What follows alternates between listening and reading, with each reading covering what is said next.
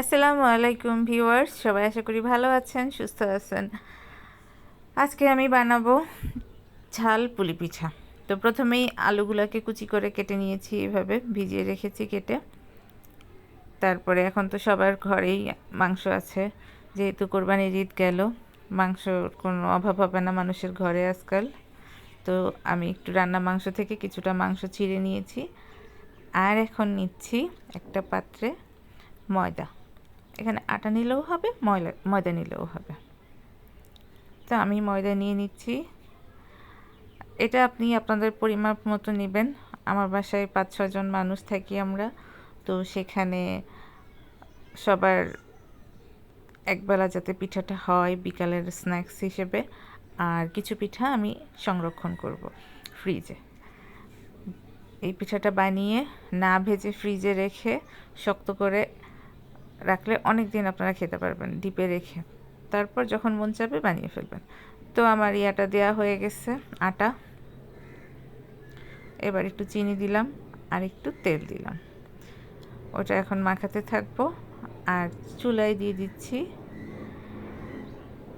সরিষার তেল, একটু সয়াবিন তেলও ব্যবহার করতে পারেন, কোনো সমস্যা নেই। তো তেলটা একটু গরম হলে আমি এর মধ্যে পেঁয়াজ কুচি দিয়ে দিচ্ছি। এবার দেবো কাঁচামরিচ কুচি আর আলু কুচিগুলো আর কি।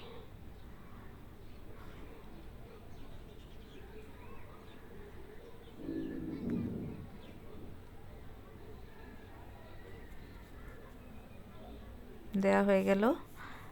এখন আমি সামান্য একটু হলুদ দিয়ে এটা ভাজতে থাকবো। এই যে, খুব বেশি লাগবে না, সামান্য একটু।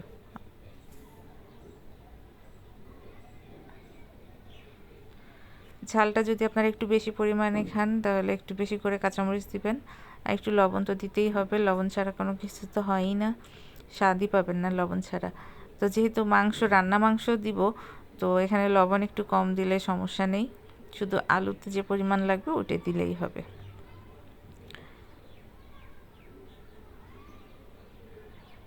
এটা এখন ভাজি করতে হবে নেড়ে চেড়ে। চিকন করে কাটা আলু তো খুব বেশি সময় লাগবে না ভাজতে, 7-8 মিনিট লাগবে সর্বোচ্চ। আর এদিকে যে ময়দাটা আমি মেখে নিয়েছি। এই দেখেন কেমন একটা তেলতেলা ভাব হয়েছে, মানে এর ভিতর থেকে তেল বের হয়েছে। তেল দেওয়া হয়েছিল, তেল দিয়ে মাখালে এরকম একটা তেলতেলা ভাব হয়ে যায়।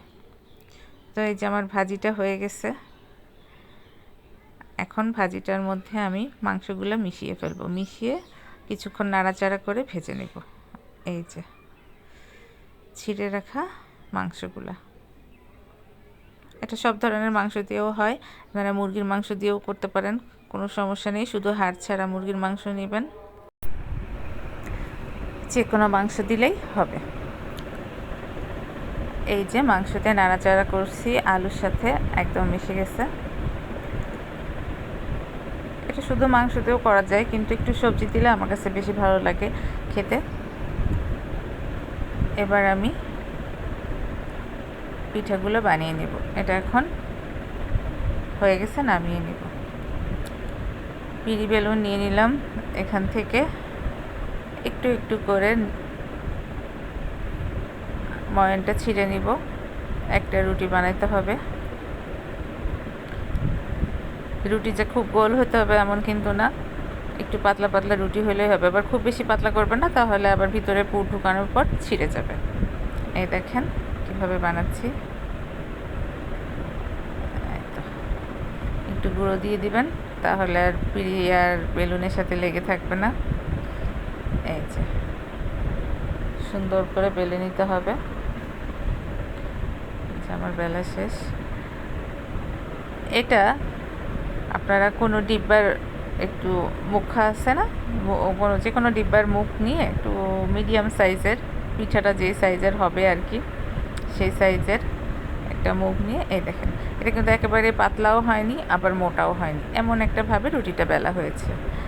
এই যে আমি এখানে আমার চিনির কৌটার মুখটা নিয়েছি, আপনারা যে কোনো কৌটা থেকে মুখ নিতে পারেন, শুধু দেখবেন ওই মাথাটা যাতে একটু ধারালো থাকে, যাতে রুটিগুলো সুন্দর মতো কেটে আসে। এই যে একটা রুটি দিয়ে 3টা হয়, খুব বেশি বড় হলে 4টাও হয়, কিন্তু আমার এখানে 3টাই হবে, 3টার বেশি হবে না, আবার 2টোও হতে পারে। ওর পাশে একটু কম আছে। এই দেখেন, এইভাবে গোল গোল করে কেটে নেবেন, তাহলে পিঠা সব এক সাইজের হবে, দেখতেও সুন্দর হবে। এইবার চামচে করে একটু পুর দিয়ে দিচ্ছি। এই ভাজাটা, মাংস আর আলু ভাজাটাই হচ্ছে এখানকার পুর। এটা দিয়ে হাতের আঙ্গুলের মাথায় সামান্য একটু পানি লাগিয়ে এই গোল চারপাশে দিয়ে দিব, তাহলে এটা মুখটা লেগে থাকবে ভালো মতো। এবার চেপে চেপে ঠিক এভাবে লাগিয়ে দিব। অনেকেই হয়তো পারেন, তারপরও অনেক আছেন নতুন রাঁধুনি, তারা দেখে কিছুটা হলেও আইডিয়া পাবেন, সেজন্যই এত কষ্ট করে ভিডিও করি। এই তো আমার হয়ে গেছে পিঠা। এইবার এভাবে আমি সবগুলা পিঠা বানিয়ে ফেলবো। তো আপনাদের সুবিধার জন্য কয়েকটা দেখালাম। এটা একটু মুখটা ভালো মতো কাটার দরকার ছিল, যাই হোক উঠে আসছে, সমস্যা হবে না।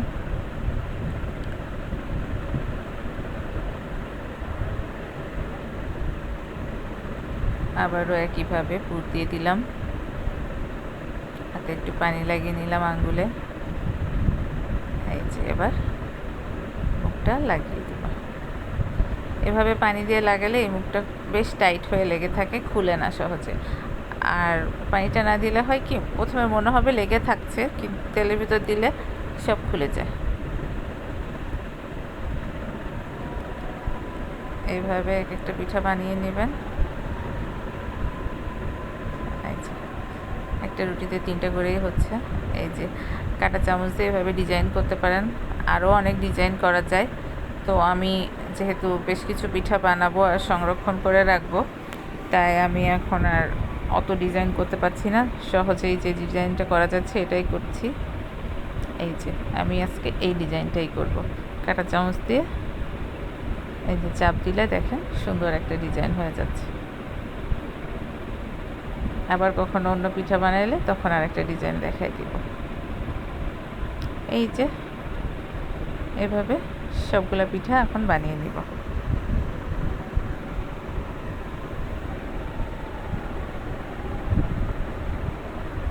এগুলো এখন একটু আলাদা করে রাখছি, সব পিঠা একসাথে হলে তারপরে ভাজি করব।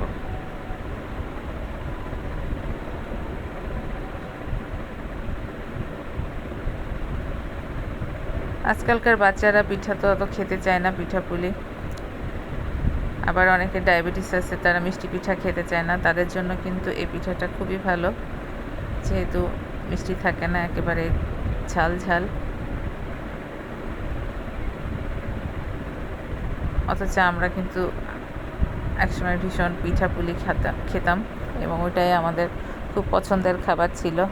এখন বাচ্চারা শুধু পিৎজা, বার্গার, চিকেন ফ্রাই এসবই পছন্দ করে। আসলে যুগের সাথে সব কিছুই বদলে যায়, কিছু করার নেই, সময়ের সাথে সব কিছুই বদলাবে। তারপরেও এগুলো আমাদের ঐতিহ্য।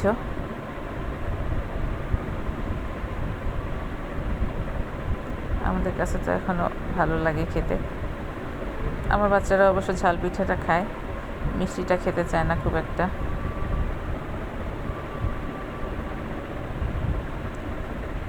এই তো এখন আমি আপনাদের কয়েকটা ভেজে দেখাবো মানে ভেজে আমরা খেয়েছি, আর কিছু আমি ফ্রিজে সংরক্ষণ করে রাখবো। মেহমান আসলে বা বিকেলে আমাদের কিছু খেতে ইচ্ছা করলে তখন ভেজে খাবো। এখানে আমি তেল দিয়ে দিলাম, এখানে দিচ্ছি সয়াবিন তেল, সরিষার তেল দিচ্ছি না, কারণ সরিষার তেল অনেক সময় ফেনা হয়ে ওঠে, তখন দেখা যায় না। তো আজকে আপনাদের দেখানোর জন্য সয়াবিন তেলটাই দিচ্ছি। এই যে তেলটা গরম হলে পিঠাগুলো ছেড়ে দিবেন। এই দেখেন সুন্দর একদম বাদামি বাদামি করে ভেজে নিতে হবে।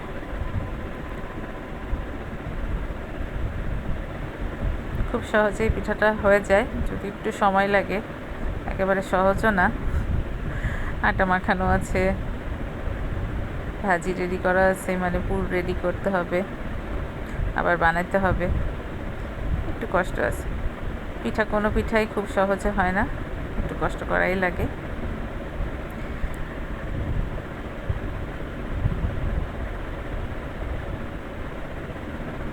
এই যে হয়ে আসছে আমাদের পিঠা,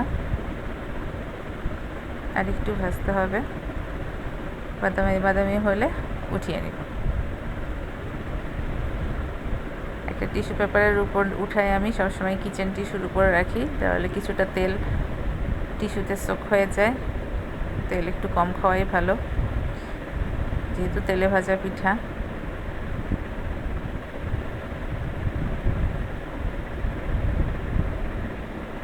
এই যে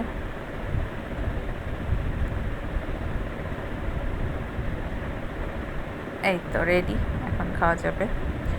আপনারা সবাই বাসায় ট্রাই করবেন, আশা করি ভালো লাগবে। আর আমার চ্যানেলে আরও অনেক পিঠাপুলি আছে বা অনেক খাবার আছে, ভালো লাগলে সাবস্ক্রাইব করবেন। সবাই সুস্থ থাকবেন, ভালো থাকবেন। আল্লাহ হাফেজ। আর এই যে এই পিঠাগুলো আমি সংরক্ষণ করতে ডিপ ফ্রিজে রেখে দিয়েছি।